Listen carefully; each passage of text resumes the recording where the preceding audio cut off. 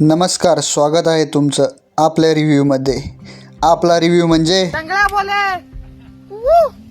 नमस्कार मंडळी, आज आपण पाहणार आहोत 2025 साली प्रदर्शित झालेला विनोदी आणि ॲक्शनने भरलेला नेकेड गन या चित्रपटाचा रिव्ह्यू.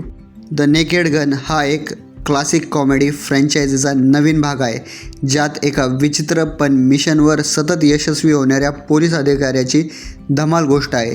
हा अधिकारी गुन्हेगारांचा सामना करत असतो, पण त्याच्या मागे नेहमी गोंधळात टाकणारे असतात.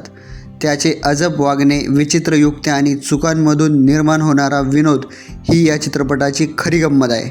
चित्रपटात जुन्या शैलीचा स्लॅपस्टिक जोक आणि हलका फुलका ह्युमर पुन्हा एकदा आपल्याला हसवतो. डायलॉग्स खुसखुशीत आणि तोंडपाठ करणारे वाटतात.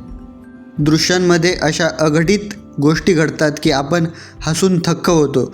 जुने फॅन आणि नवीन प्रेक्षक दोघांनाही ही फिल्म हास्याची जबरदस्त ट्रीट देऊन टाकते.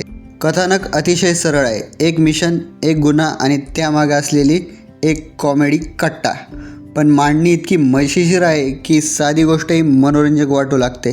प्रत्येक प्रसंगात एखादी कॉमिक ट्विस्ट असते जी कथेला कंटाळवाणं बनवत नाही. दिग्दर्शकांनी जुन्या फ्रँचायझीची मूळ मजा टिकून ठेवली आहे आणि त्यात आजच्या काळानुसार आधुनिक टचही दिला आहे. ॲक्शन सीन्समध्ये विनोदाचा अंश असूनही ते बघायला मजा येते. संगीत, पार्श्वसंगीत आणि एडिटिंगसुद्धा लक्षवेधी आहे. पण काही ठिकाणी विनोद ओढून ताणल्यासारखे वाटतात आणि काही प्रसंग जुन्या विनोदांच्या आठवणी करून देतात. त्यामुळे काही प्रेक्षकांना चित्रपट थोडासा प्रेडिक्टेबल वाटू शकतो. एकंदरीत द नेकेड गन हा चित्रपट एक हलका फुलका, मनमुराद हसवणारा अनुभव आहे. जुना चाहत्यांसाठी एक नॉस्टॅल्जिक ट्रीट आहे, तर नवीन पिढीसाठी एक विनोदी अनुभव आहे. अतिविचार न करता केवळ मनोरंजनासाठी बघायचं असेल तर ही फिल्म नक्की बघा.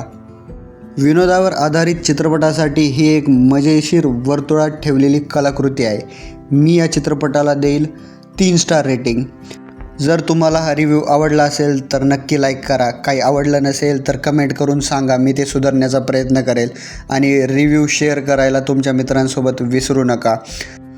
आमच्या चॅनलला सबस्क्राईब करायचं विसरू नका. आपली प्रतिक्रिया कमेंटमध्ये नक्की कळवा. धन्यवाद धन्यवाद धन्यवाद आणि भेटूयात पुढच्या रिव्ह्यूमध्ये.